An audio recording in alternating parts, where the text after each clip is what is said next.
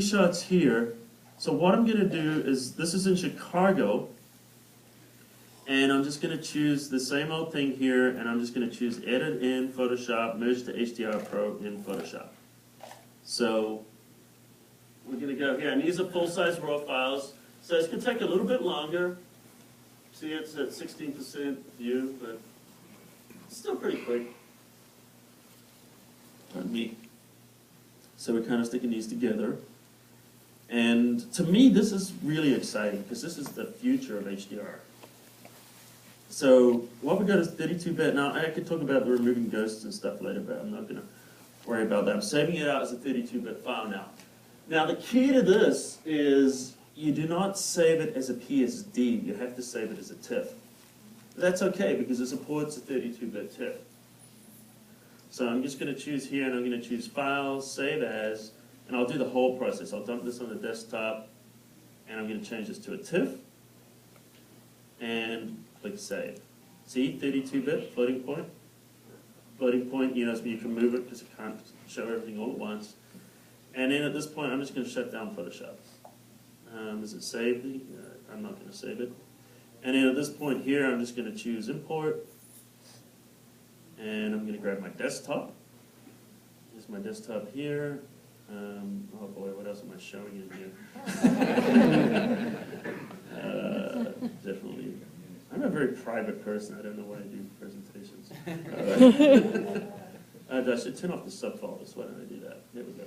Yeah, there it is. So I'm going to bring that in, and I'm going to choose Import. So what it's doing now is just importing this into Lightroom, and here it is. So what we've got right now is if I open up the Develop module, I can hit the D key, and it will bring me into the Develop module.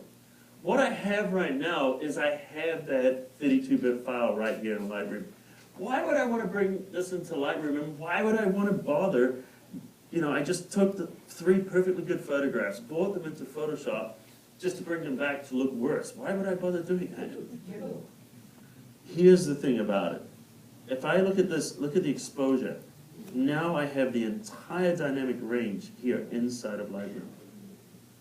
Very, very cool, but not just that. The other thing is I have all the tools available in Lightroom here, and I'm going to take my white balance tool, and I'm just going to click here. I don't like that. I'm going to click it here. Beautiful, look at that. So I was able to do that, because these are all, you know, the full dynamic range here. And so I've got that, and it's like, you know, hey, this background here, I want to darken this down. Now, if I was doing this in Photoshop, I would probably have to, you know, do this twice and then bring it in and then start doing masking. But because I'm working in Lightroom, I can use my adjustment brush now. And I'm going to choose this adjustment brush here. I'm going to turn off the auto mask, and I'm just going to start to paint up here. I'm just going to make it bigger. And the left and right bracket keys, by the way, change the brush size in Lightroom, just like in Photoshop. And now I'm going over here, and I'm just painting down the bottom, this part of the building. See that? I mean the building, the background. And now I can take the exposure, and I can bring this down, because I've got all this dynamic range now. Also here, look at that, inside of Lightroom. So I'm actually able to dodge and burn here, more or less, in 32-bit space. And if you look at this photograph before and after, I don't know, I think that's pretty cool. So that's, you know, doing this, and that's kind of working with Photoshop and Lightroom together. So, any questions on that?